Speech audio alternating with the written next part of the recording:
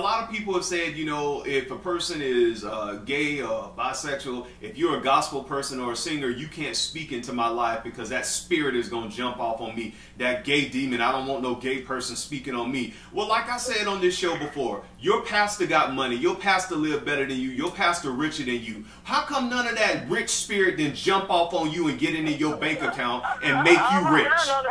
Why none of that rich spirit got down in the project and pulled you up out of the miry clay? How come none of that got on you? Your pastor living in Beverly Hills and you staying in Inglewood. Why that rich spirit didn't jump on you? Yo, what's up? It's your guy Dawson from D&D TV. I'm here along with Miss D.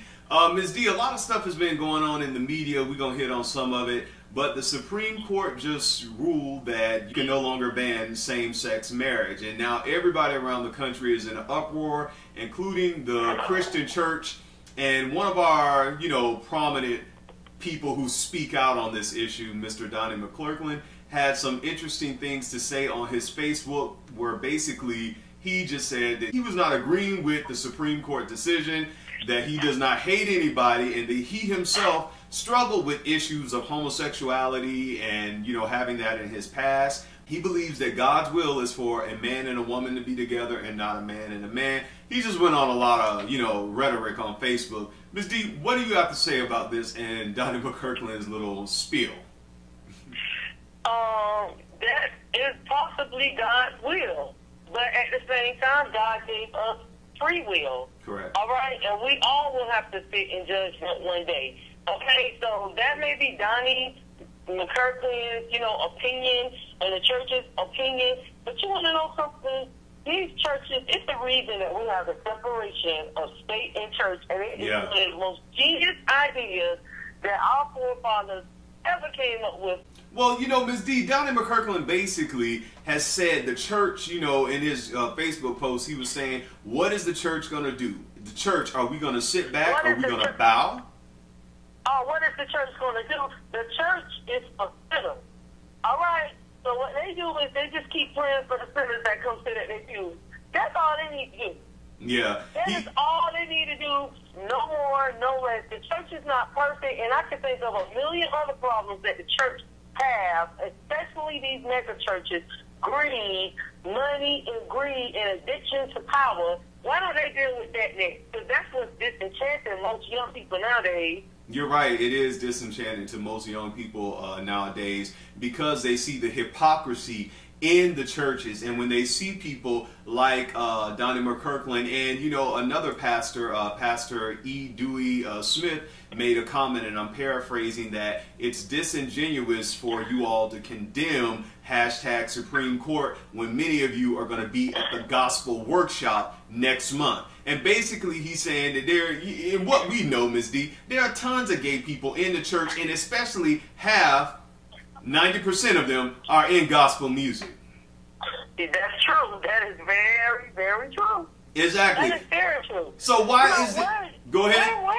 Where were they when that one pastor up in Georgia was got accused of molesting those boys? Where were they? Did they build a coalition? Exactly. And then to get him out the church? No, it was pray for our pastor. No, they didn't do nothing about that. And that's the hypocrisy, because Ms. D, we've stated, Denise and I have stated on this show, and you as well, that it's like a lot of these churches are, you know, dominated, occupied by women, especially in the black church, it's black women. But when it comes to protecting their children and protecting their families from molestation, from being abused, I mean, they're silent on the issue, and everything is whatever my pastor say, I'm going to follow my pastor because that's my representative of God on earth. No man is no representative of God on earth to me.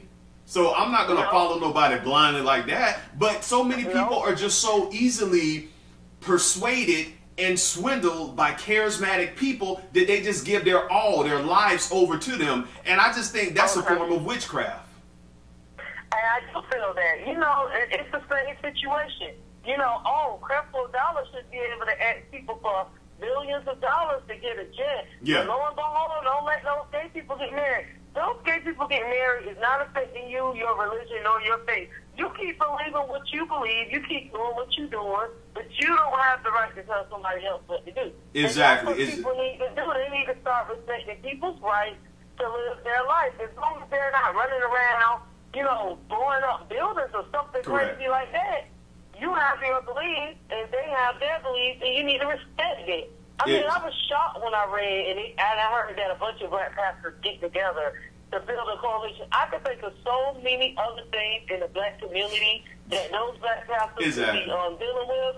Other than this issue was a non-factor. All gay people wanted was the right to do the same thing that other people are able to do. Now, Ms. D, you hit on. They have that right. You did. You hit on something that was really profound.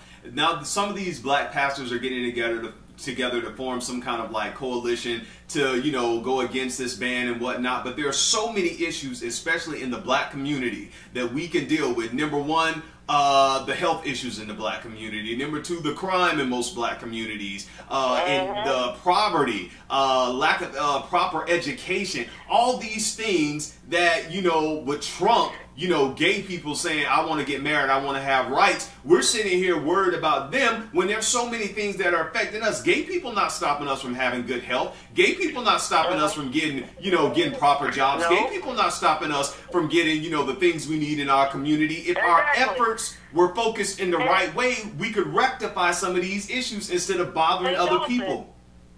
We're taking a little bit farther. Gay people is not the reason that our government is dysfunctional. Correct. And why nothing can get done and why problems can't get solved. Yeah. They don't have anything to do with that. It's bigger issues. Okay? You know what gets me is all these evangelical and Christian people. Yeah. You know, they don't believe in climate change. They don't believe in taking care of the church, taking care of the earth. Yeah. You know, the one earth that God has put us on, but they want to jump on this, oh my goodness, the gay people are getting married. We have to do something. The only thing you need to do is stay in your church children and continue to pray. How is it that when you go to some of these churches, you know, you have people in the church who are gay, in the pulpit, you got pastors who are gay, you got deacons who are gay, you got, you know, the sisters saying, you got so many gay people and people who are forced to get married because the church gonna look at them sideways. So you know you're a lesbian, you know you're a gay person, but because the church wants you to marry this person, you're gonna get with this woman or this man and mess up their lives. And I don't mean by giving them an STD, I'm gonna debunk that myth. I mean messing up their lives by lying to them all these years. And lying to them, yeah, lying to them all these years. And really can't, and it's like, I lift up anybody who could be true to themselves.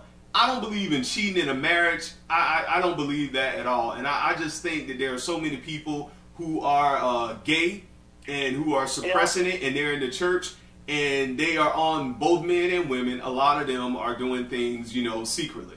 A lot of them. Well, you know, the thing is, they keep saying, well, you know what I mean, God instituted marriage between this, that, and the other. The way marriage was in the Old Testament was crazy.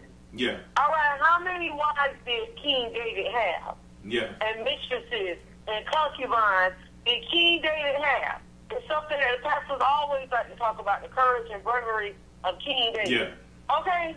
Come on now. Exactly. You know, Pastor E. Dewey Smith did speak on, you know, a lot of people being disingenuous about condemning, you know, the Supreme Court ruling because y'all gonna be going to the gospel workshops next month. I get that, but let's talk about these gospel workshops and the people who are gay in the gospel industry, both male and female, or who are bisexual, or who are hiding their sexuality, or who are involved. We always say gay issues, but you got people who are into orgies and who are swingers. I mean, we don't ever talk about those hidden things that people get into. Yeah, but I don't see y'all building up a coalition against that. Exactly. But here's my my thing on that. Ms. D, a lot of people have said, you know, if a person is gay or bisexual, if you're a gospel person or a singer, you can't speak into my life because that spirit is going to jump off on me. That gay demon, I don't want no gay person speaking on me. Well, like I said on this show before, your pastor got money. Your pastor lived better than you. Your pastor richer than you. How come none of that rich spirit then jump off on you and get into your bank account and make you rich? Why none of that rich spirit got down in the project and pull you up out of the miry clay? How come none of that got on you? Your pastor living in Beverly Hills and you staying in Inglewood. Why that rich spirit didn't jump on you? The thing is that I do believe bad habits and things can jump off on people, but when it comes to sexuality, you're attracted to what you're attracted to. Bottom line. Yeah. Okay, that's just what it is. If you are attracted to the same sex, then that's what it is. And if you're not, then you're not attracted to it. And then you have some people that's curious, and that's just something. And if they're curious, that means there's some level attracted to it. Yeah. You can't blame somebody else or whatever because you want to be in denial of what you're attracted to. Yeah. That's all I had to say on this. You know, I wish Donnie McClurkin and all the other people in the church who are living suppressed lives and everything the best. I wish the gay people the best. I wish everybody out there the best. It has really nothing to do with my life. And, you know, I'm not... know the sad thing is, if we was living back in the day, 1800, when he was stoning people to death, Donnie McClurkin, a person who secretly was there, be the first one throwing the first stone, because that's what happened. That's true. That's true. It seems, but Ms. D, you're absolutely right. It seems like the ones who are doing things that they want to condemn others of, and you have a lot of them, they're the ones who throw in the first stones. And it's like they're the ones who are speaking the loudest. Yeah, throwing the first stones. And it's like there are people who, my thing is, Ms. D, and I'm going to end this thing. My thing is don't marry nobody going in a lie. Don't do that. Yeah. Don't mess up nobody's life. I don't care, man. I don't care if the first lady told y'all make a good couple. Woman, if you know that this man, you think, I mean, he come to church with a bedazzled tie, tight jeans, his shoes shinier than yours. I mean, come on. He wearing a Louis Vuitton bag and he's over the men's department and all this stuff, but the first lady told you that's your husband? And I'm not saying that but you know. I mean, come on. And you still go through with this? Don't let nobody mess up your life. Don't let nobody mess up your life. Being in a miserable marriage. A miserable marriage. Because you cannot fake attraction. You can't fake attraction. And I think a lot of people, both men and women, getting in these churches, marrying people because the first lady and the mother in the church and the apostle and the prophetess came to them and said, this your husband, this your wife, and all this kind of stuff. And it comes to find out that the prophetess really wasn't a prophet at all. You speak over your life. That's the thing. Quit waiting for people to come speak over your life, man. I don't see so-called prophets speak all type of stuff. And, prophesize. In fact, I was talking to my cousin and she said, this prophet was telling her she need to do this and listen to her husband. When her husband was leading the whole family down the wrong path. Yep. You need to listen to him. Like, you know what this man is doing? Yeah. Okay? Yeah. All my issues. And you telling me I need to, but you know what? You'll have people that be like, okay, let me listen to him. Then y'all all broken out in the street and the kids messed up in your home. Exactly. No. Well, Ms. D, I told you, I had a friend whose husband, she didn't know he was HIV positive, and she needed to talk to the first lady because she didn't know if she wanted to continue along with the marriage. So when she had a chance to talk to the first lady, the pastor's wife of the church, the first lady told her, well, you've been sleeping with your husband all along. Why you gonna start using condoms now? That's your husband. You got to do your wifely duty. I'm like, shouldn't education come along with these leaderships? I mean, shouldn't some kind of... Really? That's what she told the lady. That's what she told her. Ms. D, it's just, that's the mind control that I'm talking about that goes along with a lot of this. And I'm not anti-church. I'm not anti-church. But I just think, and I've said this before, for some of y'all who know who you are and what you are, to sit up in these churches and allow people to beat you down Sunday after Sunday, and God forbid if y'all go to church this Sunday and, hear what the pastor's got to say this Sunday about this whole thing. I just look out for yourself, because at the end of the day, if you don't love yourself, nobody ain't gonna love you. And if you don't treat yourself with respect, why would you think nobody else would? And by treating yourself with respect is getting out of some of these polluted, downtrodden, abased congregations that keep you in slavery mentally, emotionally, financially, physically, and socially, and you're not living an abundant life. And that's all I got to say on this. Ms. D, you got something else you want to say to... I think we rounded this conversation out pretty well. Pretty well. Y'all live your life. Life is good. Not when Jesus come back. Life good right now. Peace. Mm-hmm.